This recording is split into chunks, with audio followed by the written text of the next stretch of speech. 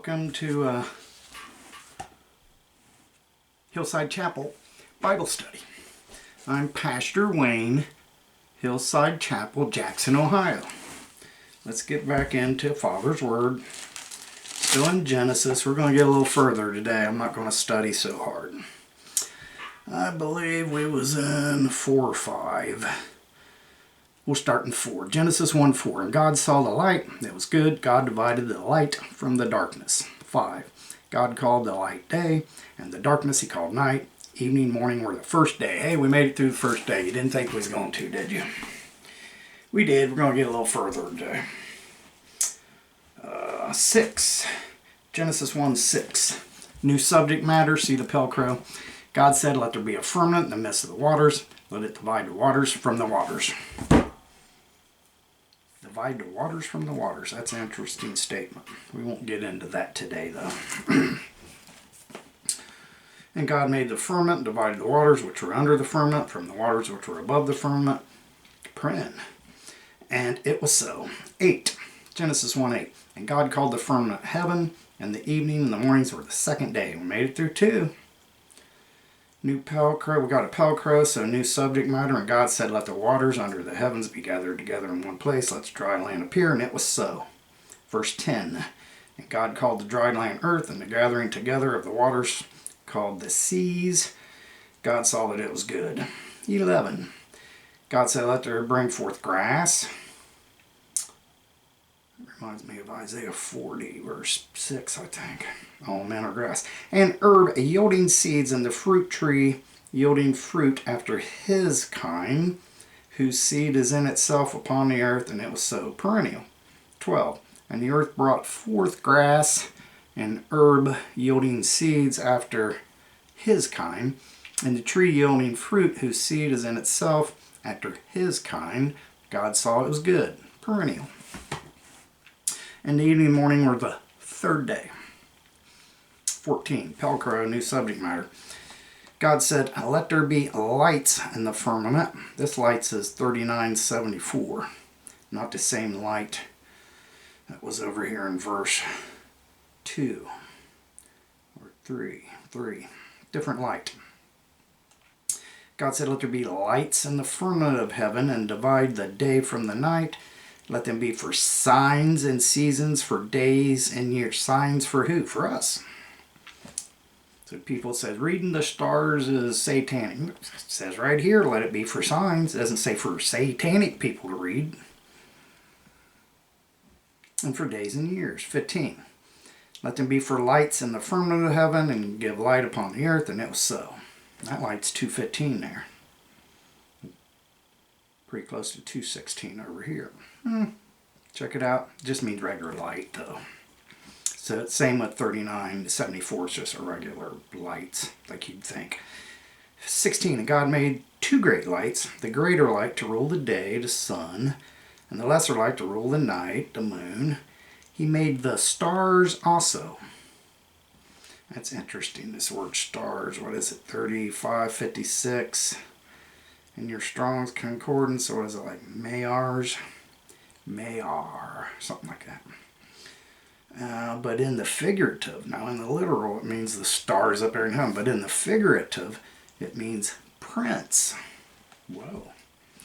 That'll come into play here later. 17. And God set them in the firmament of the heaven to give light upon the earth. This light is 2:16 again. 18. And to rule over the day and over the night, and divide the light from the darkness. Light or happiness from the darkness. This is Koshek 28:22, which means death and wickedness. And God saw it was good. And the evening and the morning were the 4th day. I look up that darkness. It's not Arwadah or Shawshak 59:39 or 28:21. It's 28:22. Koshek. 19. And the evening and the mornings were the 4th day.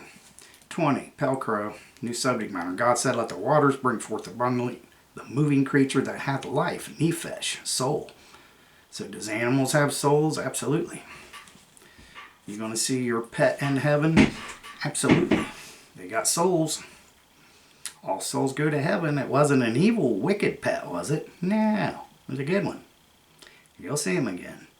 And fowls that may fly above the earth in the open firmament of heaven. Living. 24:16, living the life. 53:15 is the soul, nephesh. And God created great whales and every living creature that moveth, which the waters brought forth abundantly after their kind, and every winged fowl after his kind, and God saw it was good. 22, and God blessed them, saying, be fruitful, multiply, fill the waters and the seas, and let fowls multiply in the earth. Let the fowl multiply in the earth. 23, in the evening and morning were the fifth day. We made it through 5. Wow.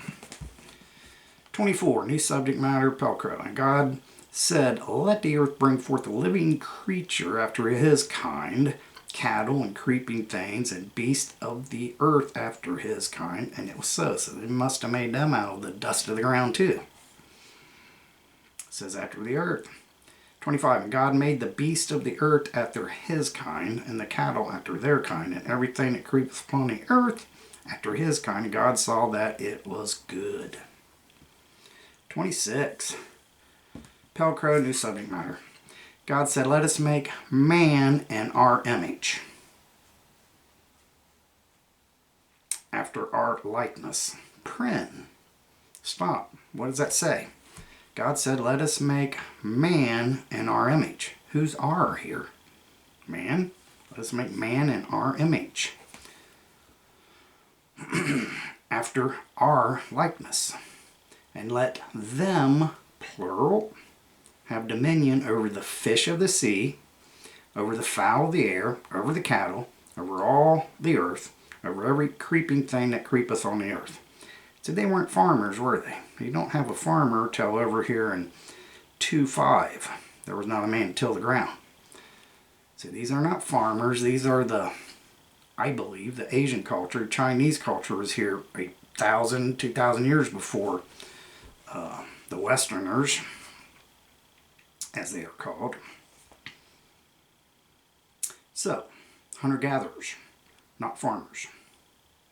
27. So God created man in his own image. It's not saying God created man in God's image. It said God created man in his own image. Whatever image man had before he was flesh, that's what he was created. We all don't look the same. We all look different. We all had our own images before we was put in the flesh. That's what this looks like it's saying to me. So God created man in his own image. Selim. What is that? 4390, I think.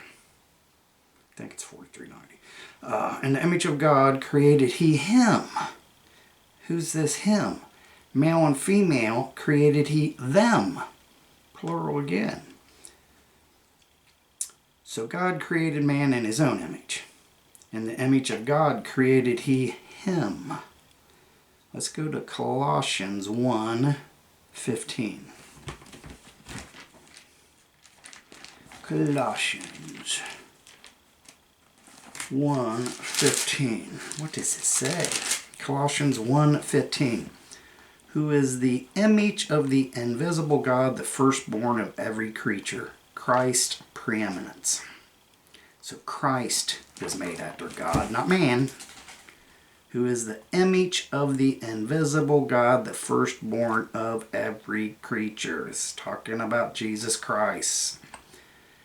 Colossians 1:16. For by him were all things created, that are in heaven, that are in the earth, visible and invisible, whether they are thrones, dominions, principality, powers, all things were created by him and for him. Jesus Christ. And he is before all things, and by him all things consist. And he is the head of the body, the church, ecclesia. Big study on that next time. Who is the beginning, there's our word beginning, the firstborn from the dead.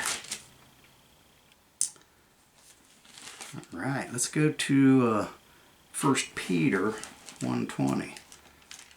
Oh, Jump ahead here a little bit. After Hebrews, 1 Peter 1:20. 1:20. Who verily was foreordained before the foundations of the world, but was manifest in these last times for you.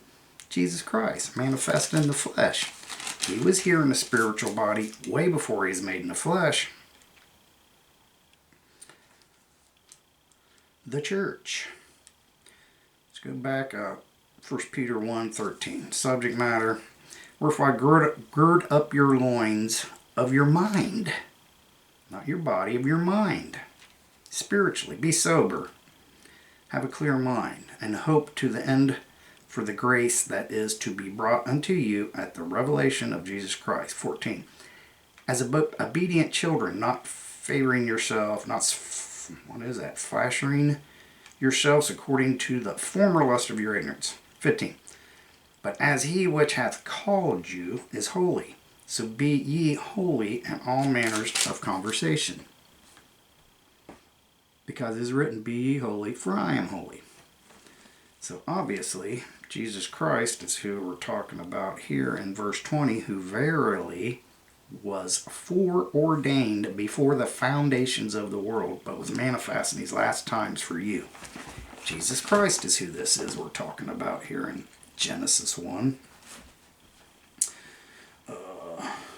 Genesis 1:27. So God created man in his own image. So man's made in his own image, not the image of God or angels or anything. Made in his own image. In the image of God created he him, Jesus Christ. Male and female created he them, man or mankind. Anytime you see man in the Bible, it don't mean ish, which in the Hebrew means man. Isha is female, means mankind, men and women. 28, Genesis 1:20. And God blessed them. God said unto them, be fruitful and multiply and replenish the earth. Not plenish it, replenish it. And subdue it, and have dominion over the fish of the sea, over the fowl of the air, and over every living thing that moveth on earth. So, and what did it say in Psalms 104:30? Renewest the face of the earth. And here it's replenish the earth. That's your double witness. Verse 29. God said, behold, I have given you every herb bearing seed which is upon the face of the earth, every tree, and that which is the fruit of the tree yielding seed, perennial. So to you it shall be for meat. Now, this word meat here isn't a steak dinner. It means food. Just like Brahma and Mark 7 or 8, where it talks about cleaning food. We'll get there. 31. God saw everything that he had made, and behold, it was very good, and the evening morning was the sixth day. Wow. Chapter 2. Thus the heavens and the earth were finished, and all the host of them were finished. 2. Genesis 2:2. And on that seventh day God ended his work which he had made, and he rested on the seventh day from the work which he had made. And God blessed 2:3. And God blessed the seventh day, sanctified it, which he had rested from all his work which God created and made. Genesis 2:4. These are the generations of the heaven and of the earth when they were created, and the day that the Lord God made the earth and heaven. That's plural. These are the generations of the heavens and the earth. More than one. I don't know how you don't believe in a first earth age. I got pastor friends that don't believe in the first earth age. Now, I ain't going to talk bad about them. They just don't believe in it. That's all. They got a right to not believe. And I still love them. They're still my friends. And we still talk and debate the Bible all the time without even getting mad at each other. What a concept. I had people leave my church because I said the word rapture isn't in the Bible. Now, are we going to gather back with Christ? Absolutely. He comes back for the church. It's just not called rapture. It's called our gathering back with Christ. The word rapture isn't in the Bible. It's not in the manuscript. It's not. It don't matter how you gather back with Christ. You could call it bob. We're going to bob with Christ, if that's what you want to call it. We are going to gather back with Him. We're going to get into that in our next video. But it's not called rapture. But you can call it rapture. That don't offend me. When we go to 1 Thessalonians 4:13, the subject matter, I don't want you to be ignorant about where the dead are. We'll get into that. If you want to call it rapture. It's fine with me. I don't call it rapture. I call it our gathering back with Christ. You want to know when we gather back with Christ? We'll find out in our next video. So that's it for today. Our next video is full of a bunch of interesting stuff, especially when we get to 3 and talk about the serpent and everything. Naga 5060. You touch it, at least you die. A bunch of interesting stuff there. Yahweh 3068. Elohim 430. Alright, that's it for today. We'll get into this farmer next time, who's a totally different man than he's ever. This is Adam in the Hebrew language. Totally different man than he's created over here. He's a farmer. He farms. He's not a hunter-gatherer like these ones over here. That's it for today. We'll see you next time. Peace out.